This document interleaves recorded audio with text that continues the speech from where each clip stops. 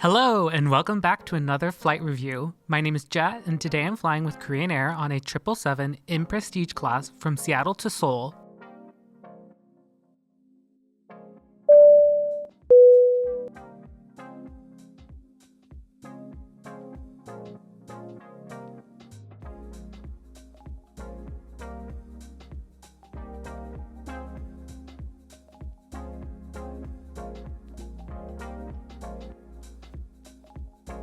The drive south to SeaTac isn't the prettiest, but you do get to see what's going on at Boeing Field and see some idle 777Xs.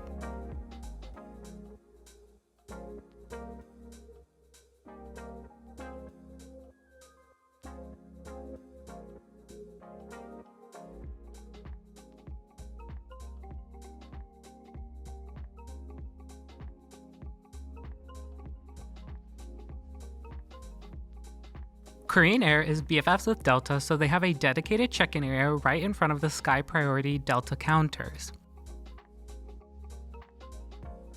I'm flying in Prestige class today, which is Korean Air's business class cabin. With that, I'm able to use the Sky Priority lane and check my luggage in for free. In Prestige, you're able to check up to 2 pieces of luggage for free, each weighing up to 32 kilograms. There were a couple people in front of me, but it still only took less than 5 minutes to drop my bag and get my boarding pass.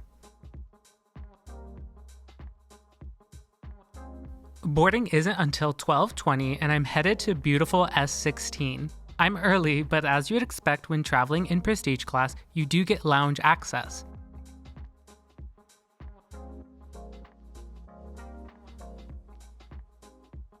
At SeaTac, you're able to use the Delta Sky Club, which honestly is a pretty great lounge. The Sky Club is near gate A1, and although it has the infamous Delta queuing signage, in my experience I've never had to wait to get in or seen a long line. The one thing about this lounge is that it's always consistent. From the quality of food to the friendliness of the staff, it's the same each time and has been over the years. Along with the very welcoming staff, this club also has some great views and plenty of seating. When you enter, the hot food and bar will be on your right with the majority of seating on your left and upstairs. There is a restroom towards the back of the first floor, but there are no showers if that's what you're looking for. It's a little busy right now, so I'm going to head upstairs for the first time. I always knew the upstairs existed, but I also know there's no hot food up there, so I kinda avoid it. Upstairs is definitely not as spacious as the lower level, but you still get some great views. Up here, there's also some drip coffee, water, and tea available, as well as some fruit and granola bars.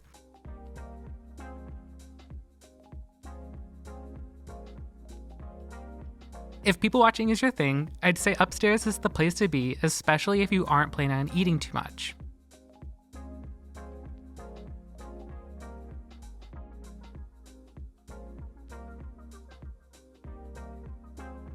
There's a staircase at both ends of the upper level, and heading down the one towards the front, you'll be led right to the food. We'll work a bit backwards, looking at the dessert station first, which has some cookies, brownies, cheesecake, and parfaits. Next to that, there's a coffee and tea station, and at the start of the hot food line, there's a soup station. If you like clam chowder, this lounge always has clam chowder on tap.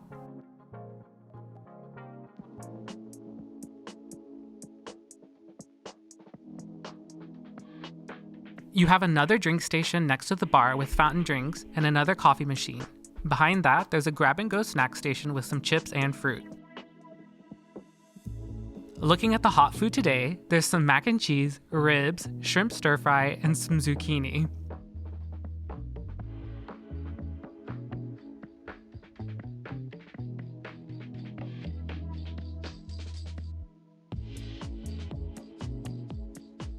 There's also some wraps and sandwiches, as well as a pretty solid salad and chip bar.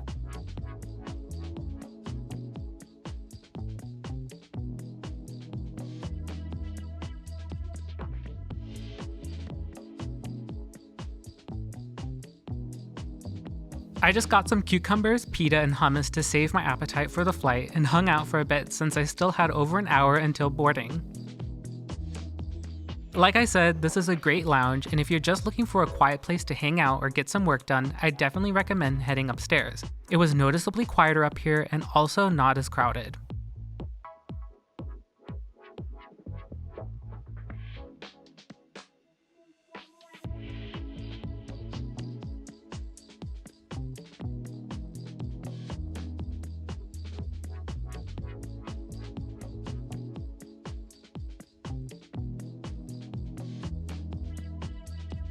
If you're headed to the S gates from this lounge, I'd say give yourself about 15-ish minutes to get there comfortably. You do have to take a quick train, but it comes every few minutes and is extremely straightforward.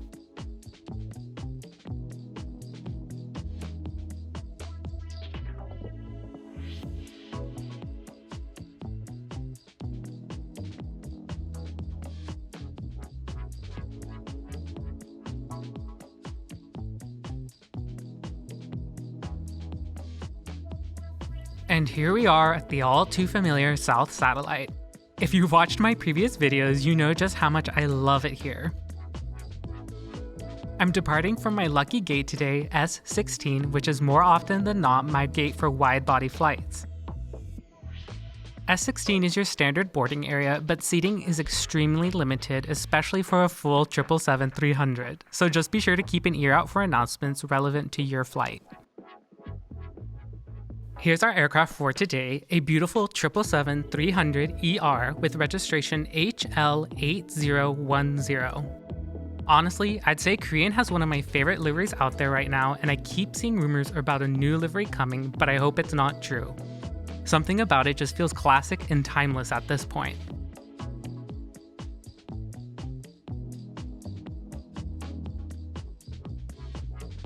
Boarding started on time with everyone queuing up ahead of time by zone number. Prestige boards first with first class. Swissport operates a good chunk of flights at SeaTac for foreign carriers, and they do not play with group numbers or carry-on baggage allowance. I know they're just doing their jobs, but it's more intense than I've ever experienced with real airline staff at their respective hubs. So just keep that in mind and don't think you're going to sneak anything extra on board. It didn't matter today since I was in Prestige, but in the past when I've flown Singapore Airlines in economy, they really put you under a microscope. And welcome on board Korean's 777-300ER. After being scanned on, I was shown to my seat by a friendly flight attendant. I'm sitting in 10J today, a window seat on the right side of the aircraft. This 777 features Korean's Apex suites arranged in a 2-2-2 layout. All seats feature direct aisle access, with the window seats being accessible through this little aisle. The seat does look a little bit beat up, but I love the colors inside the cabin and think they help freshen everything up a bit. The seat features an adjustable headrest, and waiting was a large pillow and a rather flimsy blanket. The seat cushion feels pretty firm but not hard, and the seat also features a personal reading light along with some great storage under your armrest. These seats do feature a privacy divider, but even without it up, it still feels private thanks to the staggered layout. Once I got situated, the crew came around with pre-departure beverages and also offered to hang my coat. I just went for water, but there was also orange juice and champagne. Looking at the rest of the seat, there's a coat hook, a literature pocket, and your IFE. Beneath that, you'll find a small bench that's not for sitting, along with a little storage compartment and more space below, perfect for shoe storage. Each seat also features a universal power outlet, and up here you'll find your tray table. Next to that are your seat controls, including the up-down buttons for your privacy divider.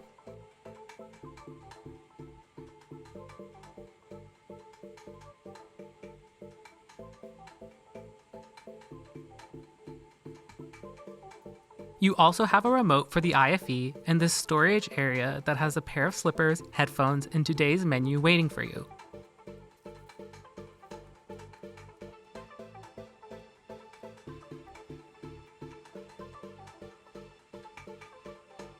Lastly, there are no personal air vents on Korean's 777s, but the cabin was kept comfortable throughout the flight. Overall, this is a very spacious seat, even if it may look a bit claustrophobic. I didn't feel cramped at all once I sat down, and I really love all the storage space. Boarding wrapped up, and we pushed back right on time at 1 p.m. for our 10-hour and 51-minute flight over to Seoul.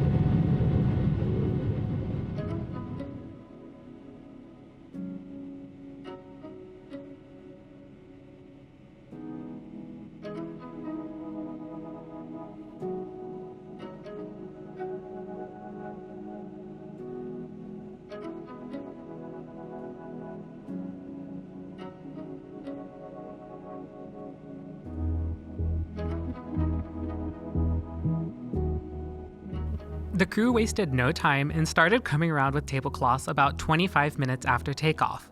The tray table is pretty big and features the same cherry wood veneer seen elsewhere in the cabin. It does scoot forwards and backwards so you can scoot around it if you need to get out of your seat.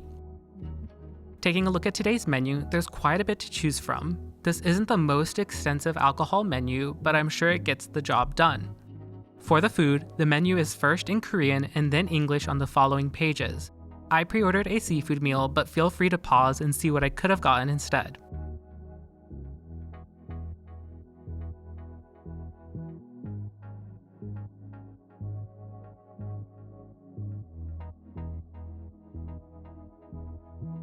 Soon enough, the pre-drink service started and I got a Coke Zero and was served this dish of scallops.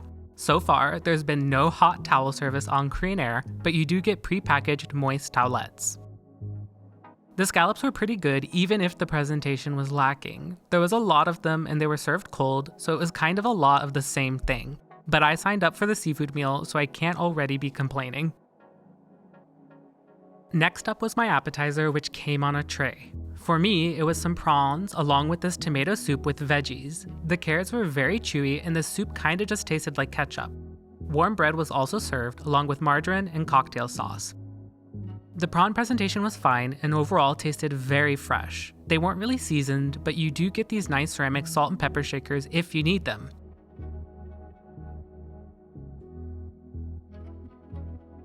My main dish was literally just a combo of my 2 appetizers with some added veggies. Don't get me wrong, I'm grateful for the food, but this just comes across very uninspired. Everything was fresh and I always appreciate some veggies, but at this point I didn't really want any more prawns or scallops.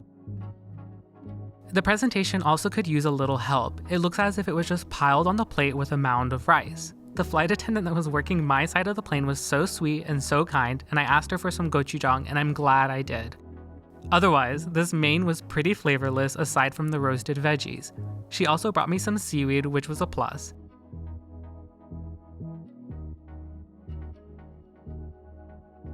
And as you'd expect in business class, you do get metal cutlery, including metal chopsticks with Korean Air branding.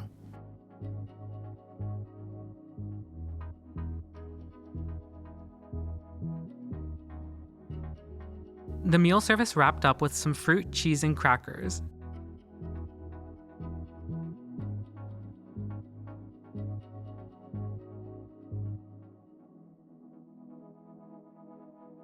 The crew also came around with tea and coffee and an ice cream cup to top everything off. I said it in my last video, but I partially blame the catering at SeaTac for the subpar food. Korean Air, like Air France, uses Flying Food Group for catering at SeaTac, so it makes sense that the meals were a bit of a miss on both flights. I have no idea how catering works, but I imagine if Korean could use Delta's catering here at SeaTac, I'd be having a different opinion on the food right now. With the dinner wrapped up, I was ready to get comfy. There were a pair of average slippers waiting at each seat.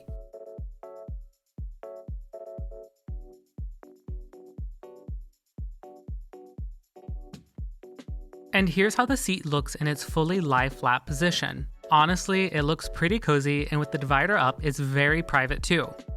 Korean Air doesn't offer any type of mattress cover, but I didn't notice any bumps in the seat without one. One thing I will say is that the blanket is pretty mediocre and kind of feels like an economy class blanket. As far as space goes, I'm 5'8", and when laying down, my feet couldn't touch the end unless I really stretched my legs. I still had some headroom too.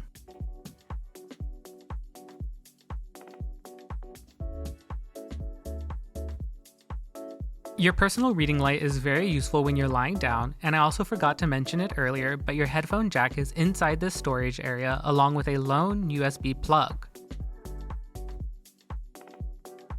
To make the seat even more cozy, you also have some ambient lighting controls, which I'm playing with here. Everyone closed their window shades after the meal service to allow people to sleep, so with that I was ready to check out the IFE. In Prestige class, you are loaned these noise-canceling headphones, but they aren't very good, so if you have your own, bring them. The IFE had a good selection of Hollywood new releases and Korean content too. There are some TV shows and a lot of Korean children's shows. I will say it isn't the most robust collection of content, but it's not the worst in the skies. The UI could definitely use a refresh though, as it was a bit finicky to use, but it got the job done, albeit slowly.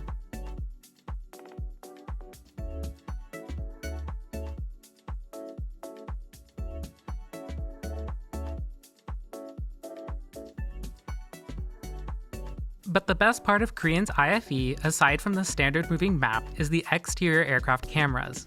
Korean opted to install 2 cameras so you can see outside the aircraft, one from the tail and one on the underbelly. As far as in-flight Wi-Fi goes, there was none on today's flight. Korean Air says they're installing Wi-Fi on all aircraft, but there's no timeline provided. But if you're lucky to get a Wi-Fi equipped aircraft, here's what you can expect to pay. Prestige Class has 2 dedicated lavatories. Inside, you'll find a pretty standard space with tissues, paper towels, hand lotion, shaving kits, mouthwash, and shaving cream.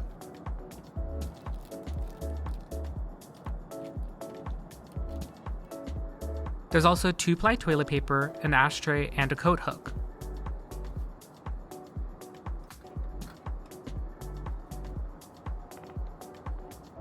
There's also this nice little table so you can get some work done while you do your business. You obviously have a standard toilet and a baby changing table too. All in all, a very standard lav. If you get hungry during the flight, the crew sets up a little snack box in the rear galley of economy.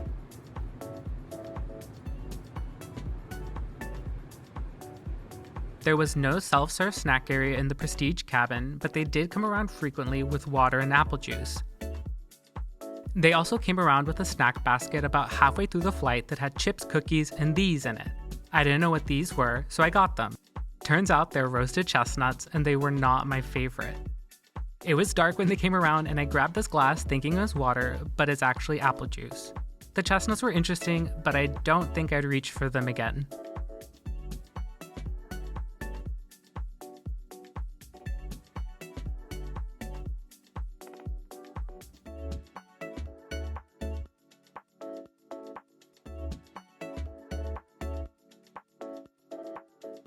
Like I said, Prestige Class didn't have a snack station, but you could order ramen on demand. I originally went to the galley and I just wanted the pickled vegetables, but the crew insisted on me trying the ramen along with the dried fish. So I did, and it didn't disappoint. The fresh veggies and the dried fish really took this instant ramen to the next level. Definitely give it a try if you ever have the chance.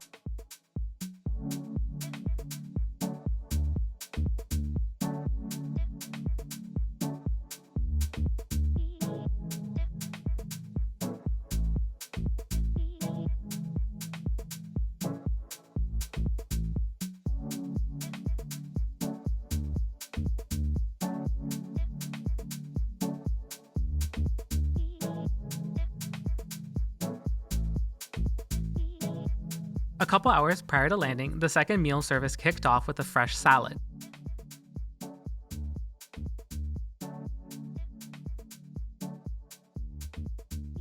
Along with that came a hot pretzel roll, margarine, salt and pepper, salad dressing, water, another moist towelette, and a set of cutlery.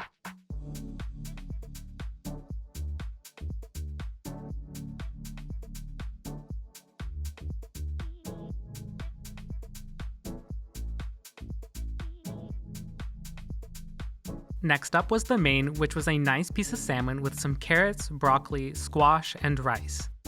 The flight attendant gave me gochujang without even asking this time. This meal was actually better than the first meal, but still a bit boring. Regardless, I do appreciate how fresh everything has been. The quality is there, but the inspiration is missing.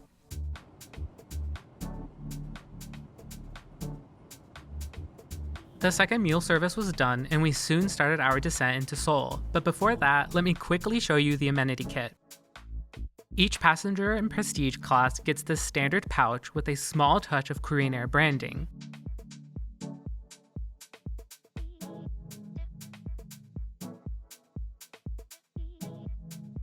Inside, there's some Velcro organization, which makes it more useful later. Inside, you'll find an eye mask, a shoehorn, a comb, a toothbrush with a case, along with some hand cream, body lotion, and lip balm. This is a solid kit with all your essentials, but again, a bit uninspired. The eye mask was not the best quality, with a terry cloth lining on the inside and nylon on the outside.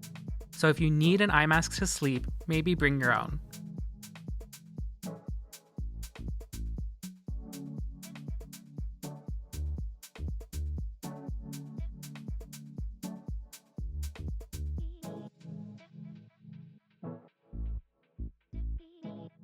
We were on our way into Incheon soon enough, so with that it's time for some final thoughts. I was so excited to give Korean Air a try. From their livery to their uniforms, they just come off so luxe. In a nutshell, I'd say Korean Air has amazing crew with a great hard product, but for flights departing North America, or at least Seattle, I'd say the soft product could use some help. When you look at the details of the Korean Air uniform, like the iconic hair clip, you'd expect that same level of detail and elegance to translate to the rest of the experience. But I just can't say that's the case, at least in my experience. The food was, like I said, uninspired, as was the amenity kit, bedding, and cabin. The cabin is definitely refreshing with the nice cherry wood and pops of turquoise, but at the same time, the seats are starting to show their age with wear and tear. The actual seat is an amazing product, very comfortable, and provides excellent privacy. I think they just need a little bit of freshening up. The one area where Korean Air shines is definitely the crew. The crew is where that elegance and attention to detail you'd expect really comes through. They seem to know what I needed without me even having to ask, and seem to genuinely love their job. For what it's worth, I was actually connecting onwards to Bangkok after this flight, also in prestige class. I didn't film it, but I will say the service was just as amazing and the quality of food was night and day. I think that proves my point about catering at SEA, so I'm not going to blame Korean completely for my uninspired meals. But that's not to say they shouldn't care a bit more about who they partner with for catering at outstations. Overall, I'd fly Korean Air again thanks to their amazing crew and clean cabins. I don't think you should avoid them, but do make sure your aircraft has the Apex suites if you're flying Prestige, as some of their 777s have an older, less desirable Prestige class seat.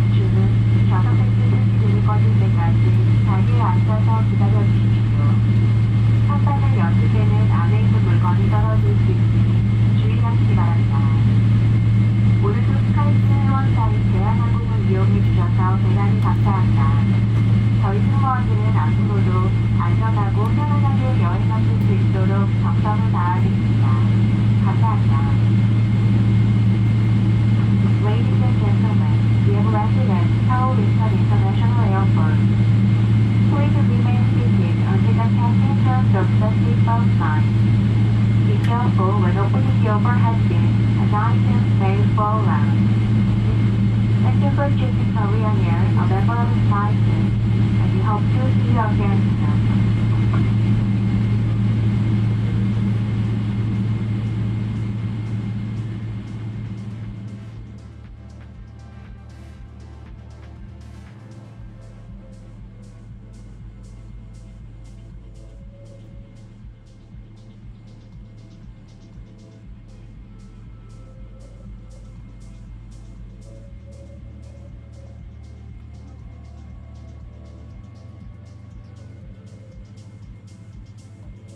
As always, a huge thank you to all of you for watching another one of my flight reviews. I hope you enjoyed it, and if you aren't already subscribed, please help me out and hit that subscribe button along with the bell so you know when I post a new video.